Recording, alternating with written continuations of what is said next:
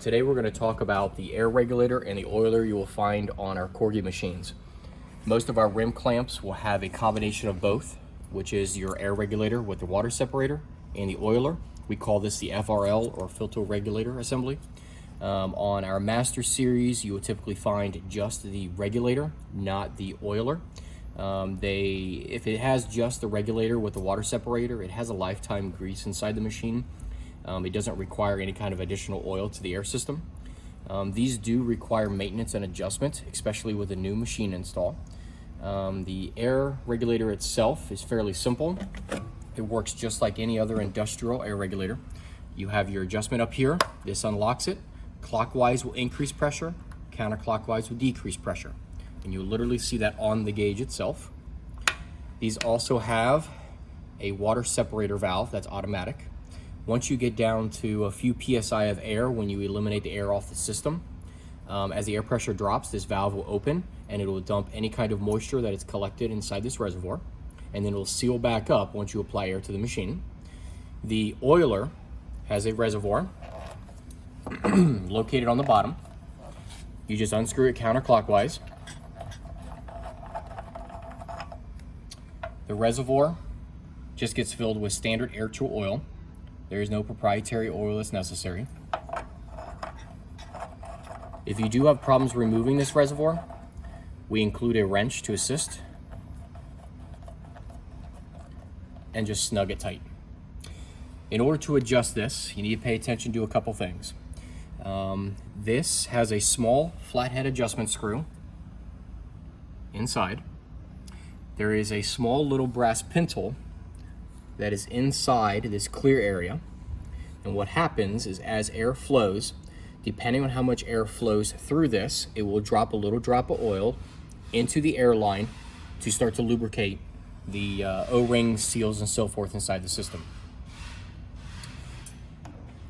Now, in order to adjust this, you want to find first the largest air cylinder on your machine.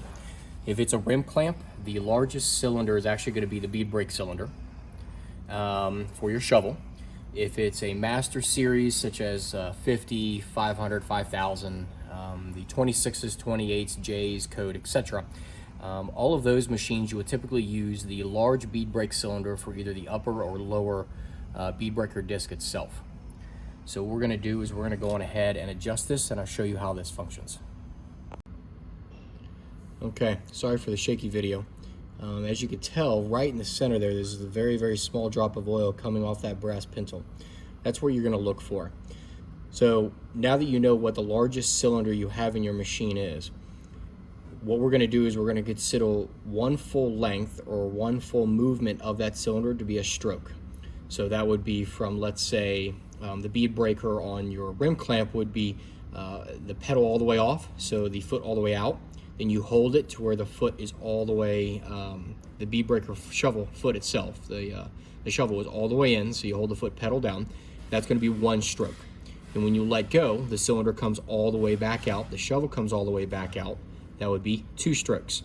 On any of your Master Series, the same thing goes with your bead breaker roller. All the way up, from top to all the way down is one, from down back to all the way top is two. What you want is you want 4 strokes, and you want a drop of oil to fall from this brass pintle inside this acrylic chamber, this clear chamber you see on the camera here. When you use the screwdriver, if you turn counterclockwise from the top down, if you're unscrewing, you'll actually increase the fluid flow, and then if you go clockwise, you'll actually slow it down. So what we're going to do here is we're going to function this about 4 times, and you should see a drop of oil fall from that pintle.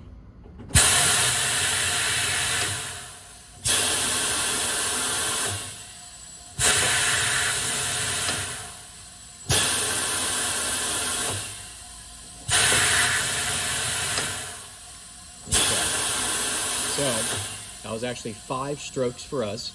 So what we'll have to do is actually turn it counterclockwise to speed it up a little bit.